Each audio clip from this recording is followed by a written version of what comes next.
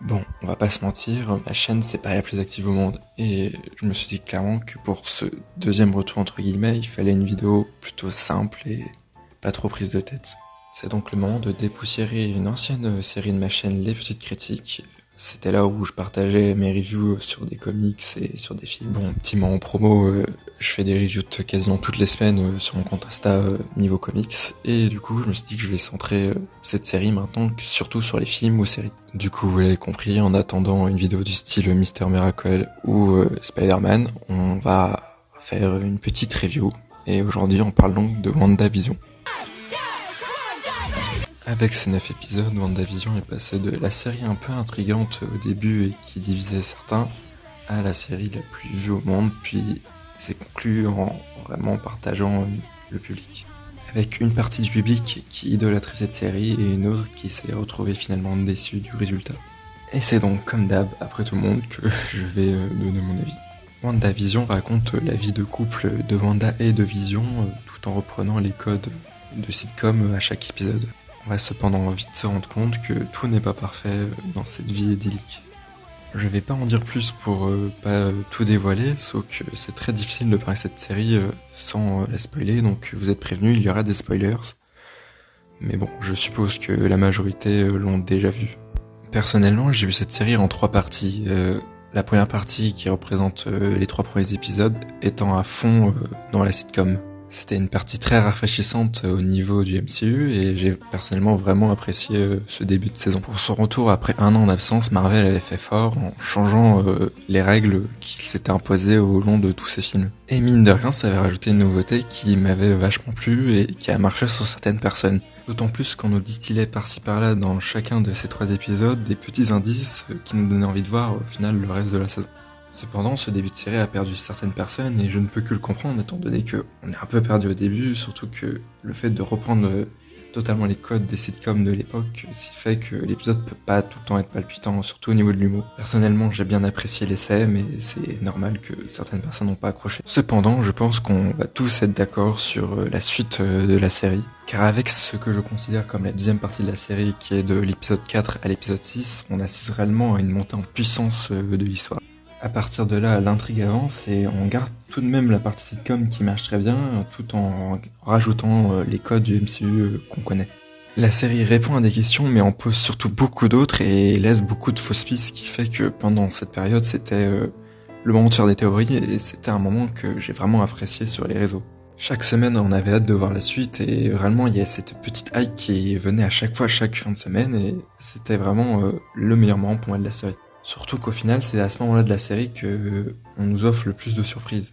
Cependant, on revoyait les points faibles du MCU justement en reprenant les codes qu'on connaît et on ressentait que ce rafraîchissement qui était de reprendre le style des sitcoms était juste passagère. Et c'est dommage quand on voit que le point fort de la première partie était justement cette nouveauté. Mais bref, c'était pour moi réellement la meilleure partie de la saison avec un épisode 5 qui reste pour moi le meilleur épisode.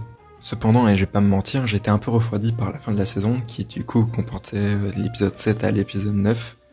Réellement, j'étais un peu sur ma faim. Alors que la série nous était réservée à des mystères et des grosses révélations, on a vite eu un récit linéaire à partir de la fin de l'épisode 7. Il n'y avait plus aucune surprise et c'était bien dommage. Surtout que c'est à ce moment-là qu'on a vite revu les défauts du MCU avec des facilités et vraiment une histoire très linéaire. La conclusion était malheureusement sans surprise et j'étais un peu déçu. Mais cependant, tout n'est pas acheté et au contraire, cette série pour moi, malgré sa fin, reste très bonne.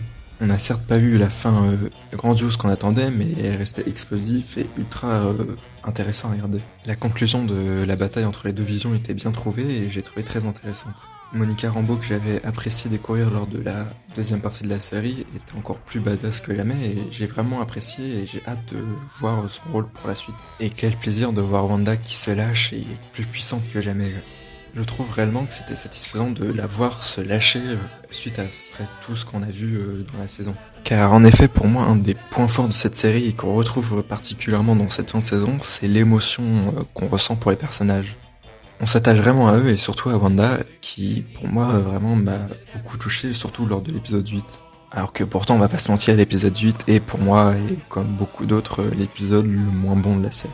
Et je trouve que du coup le sujet de la série qui était de parler du deuil de Wanda était vraiment bien réussi vu qu'au final on voit comment le personnage évolue. Et ça fait du bien de voir une série qui s'intéresse surtout sur les personnages secondaires du MCU. La relation WandaVision, même si elle a donné une des scènes les plus émouvantes d'Infinity War pour moi, elle est là encore mieux mise en avant et c'était vraiment ultra touchant. D'autant plus qu'on exploite bien l'univers avec d'autres personnages secondaires de d'autres films qui sont tout aussi bien utilisés et réellement cette série met en avant des personnages qu'on oublie souvent et qui pourtant sont ultra intéressants. Ça offre d'autant plus sur un aspect plus grand public car personnages secondaires oblige, pas besoin de savoir grand chose sur eux avant de regarder cette série. D'ailleurs, je conseille de regarder Marvel Les Légendes qui peut aider pour savoir certaines infos que la série nous balance comme ça sans préciser. Mais en conclusion, pour moi, cette série, même si elle n'est pas parfaite, car elle avait quand même beaucoup de défauts, elle reste quand même très cool et c'est pour moi un des meilleurs projets du MCU. Et je ne peux que la conseiller, même pour ceux qui ne regardent pas forcément le MCU, car elle reste très intéressante et très touchante. J'ai très hâte de voir ce que va devenir Wanda par la suite. Et j'ai personnellement hâte de revoir Wanda dans le prochain film Doctor Strange, avec pourquoi pas un affrontement entre les deux. Après tout, on l'a pas vu dans la série, et je pense personnellement que ce n'est finalement pas un mal. C'était une bonne idée de se concentrer que sur Wanda et son combat contre Agnès. Agnès qui est d'ailleurs un des meilleurs éléments de la série, on va pas se mentir. Bon, assez parlé de la série, maintenant je vais vous conseiller quelques comics si vous avez aimé cette série. D'abord, je vous conseille la source d'inspiration de la série qui est du coup House of M, et aussi son prologue, en quelque sorte, Avengers, la séparation. Il y a aussi La Vision et la Sorcière Rouge qui inspirent la série sur certains aspects, et aussi du coup la série La Vision de Tom King.